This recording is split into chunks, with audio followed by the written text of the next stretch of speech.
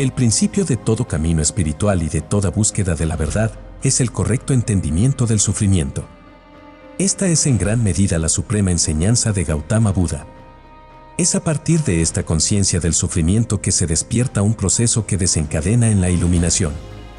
Esto es en el caso del Buda y también en el caso de todos los seres humanos si seguimos su doctrina, puesto que, como se explica en el llamado tercer giro de la rueda del Dharma, todos los seres humanos tienen una semilla de iluminación o Tathagata.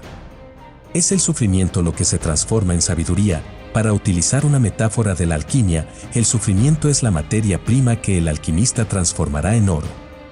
Las 4 nobles verdades son el fundamento de la filosofía budista y marcan de hecho la iluminación del Buda.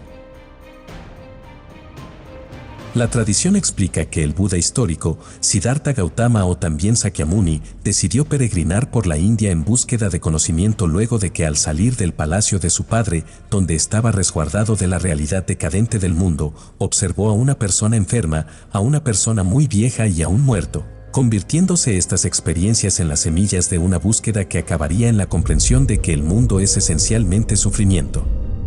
Después de aprender todas las técnicas ascéticas de concentración y control mental que podían aprenderse entre las diferentes sectas del subcontinente indio, y sin estar satisfecho, el Buda decidió sentarse bajo un árbol, la higuera sagrada, y no levantarse hasta entender la causa del sufrimiento. Las 4 nobles verdades son la sustancia de la iluminación del Buda, haciendo lo que hoy podríamos describir como una ciencia interna, basada en una impecable autoobservación.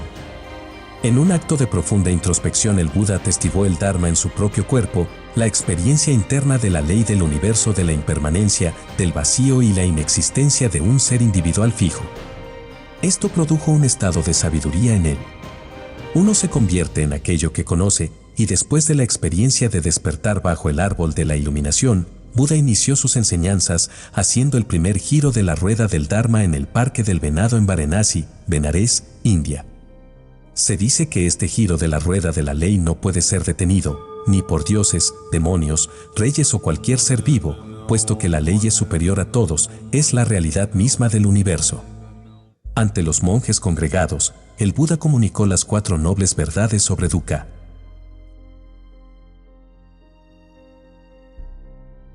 1. La verdad del sufrimiento.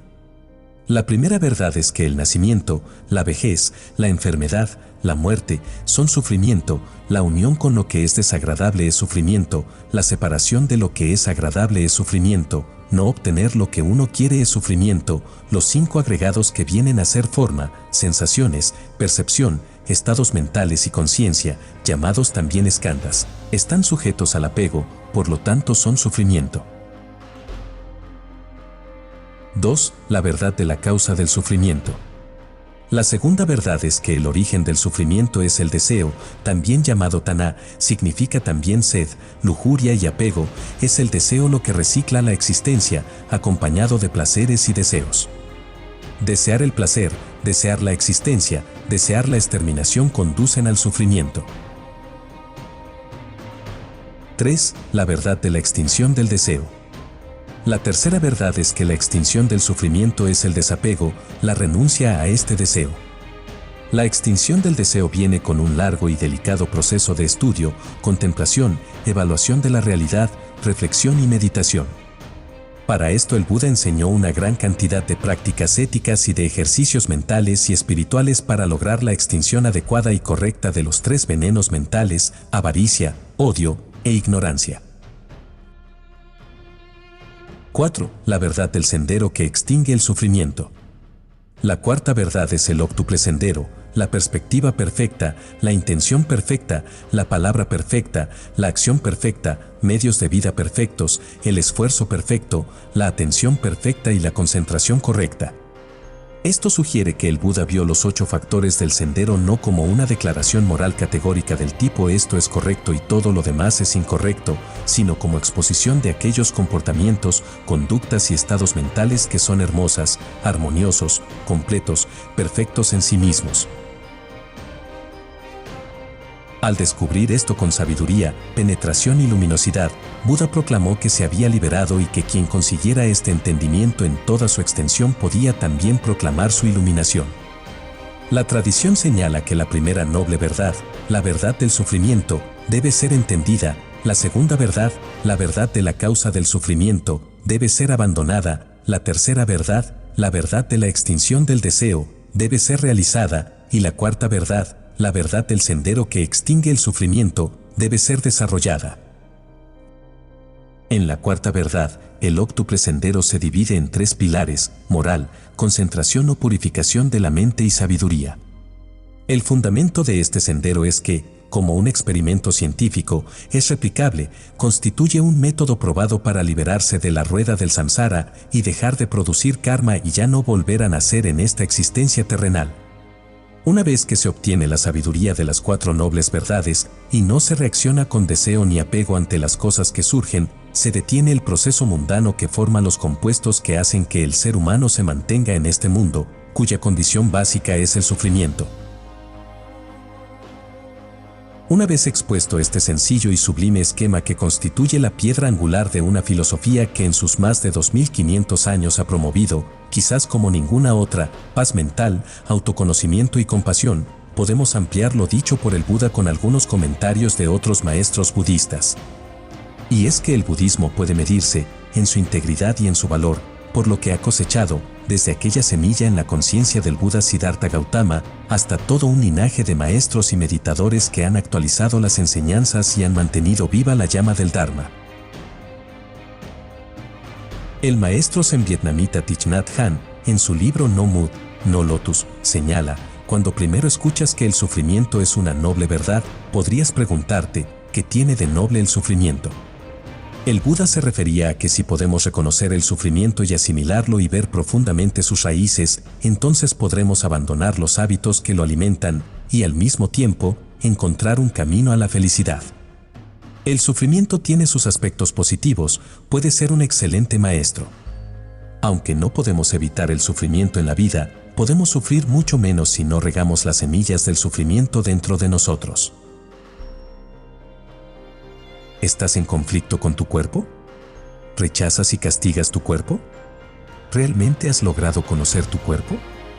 ¿Te sientes en casa en tu cuerpo? El sufrimiento puede ser tanto físico como mental o ambos, pero todos los tipos de sufrimiento se manifiestan en alguna parte del cuerpo y crean tensión y estrés. El maestro zen vietnamita Thich Nhat Hanh se refiere a la idea de los nidanas y a la enseñanza del Buda de que los procesos mentales que están en acción y a los cuales estamos sujetos solo existen porque son alimentados por nuestra fijación, por una reiterada atención. El Buda dijo que nada podía sobrevivir sin alimento. Esto es cierto, no solo para la existencia física de los seres vivos, también para los estados mentales. El amor necesita ser nutrido y alimentado para sobrevivir, y nuestro sufrimiento también sobrevive porque lo alimentamos y le permitimos que siga existiendo. Renegamos sobre el sufrimiento, almacenamos rencor, nos quejamos, lo masticamos, lo tragamos, lo devolvemos y nos los comemos de nuevo una y otra vez. Al alimentarlo nos convertimos en fantasmas del pasado. El maestro de meditación Vipassana Goenka habla sobre los sankaras como las concrescencias o coagulaciones de deseos mentales que se van registrando en el cuerpo, algunas a niveles muy profundos de sensación inconscientes y que pueden ser los mismos karmas de enfermedades o atavismos. Según Goenka, una vez que vuelven a surgir a la superficie estas huellas psicofísicas que han sido almacenadas por procesos reactivos, de avidez o aversión, si nos mantenemos ecuánimes y no reaccionamos ante ellas, sino que, con el prajna de la impermanencia simplemente notamos su existencia y seguimos con nuestra vida de manera atenta, entonces estos compuestos empiezan a desvanecerse, precisamente porque no reciben el nutrimento. La atención es el agua de la mente que va regando las semillas negativas dentro de nuestro organismo hasta manifestar alguna enfermedad. Al eliminar estos compuestos mentales, estos sankaras que nos condicionan, entonces nos abrimos a la posibilidad del nirvana, que de hecho es justamente aquello que no tiene condición, el estado puro y absoluto. El maestro Chogyam Trungpa, uno de los primeros en abrir la brecha para el budismo tibetano en Estados Unidos, dice sobre las 4 nobles verdades en su libro Spiritual Materialism: entender la verdad de Dukkha es en realidad entender la neurosis de la mente. Es decir, esa mente que nos tiene como un mono persiguiendo un estímulo u otro. Si disfrutamos un placer, tenemos miedo de perderlo, nos esforzamos por más y más placer o tratamos de retenerlo. Si sufrimos un dolor, tratamos de escapar de él, por lo tanto experimentamos insatisfacción todo el tiempo. Una continua laboriosidad, una búsqueda incesante, una cualidad continua de aferrarse a la vida, eso es dukkha, sufrimiento, ansiedad, estrés o insatisfacción. Entender y enfrentarse al sufrimiento es la primera noble verdad.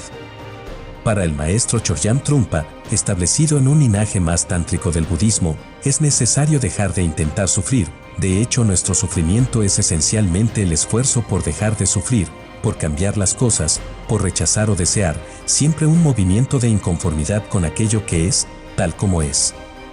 Y es que para el budismo en sus niveles más altos, el espacio y la existencia misma, en toda su inmensidad es la mente iluminada, todo es Buda ya realizado, solo hay que relajarse y darse cuenta. Al analizar nuestros pensamientos y acciones descubrimos que continuamente estamos luchando para mantenernos o aumentarnos. Nos damos cuenta que esta lucha es la raíz del sufrimiento, esta lucha de eliminar el peso que tenemos encima, no es más que otra expresión del ego. Vamos por el mundo tratando de mejorar a través de la lucha hasta que nos damos cuenta que la ambición de mejorar es en sí mismo el problema y entonces nos damos cuenta que existe una cualidad despierta y sana en nosotros y que esta cualidad emerge justamente en la ausencia de este esfuerzo. Sin embargo, nos damos cuenta que este momento de conciencia funciona solo en cortos periodos.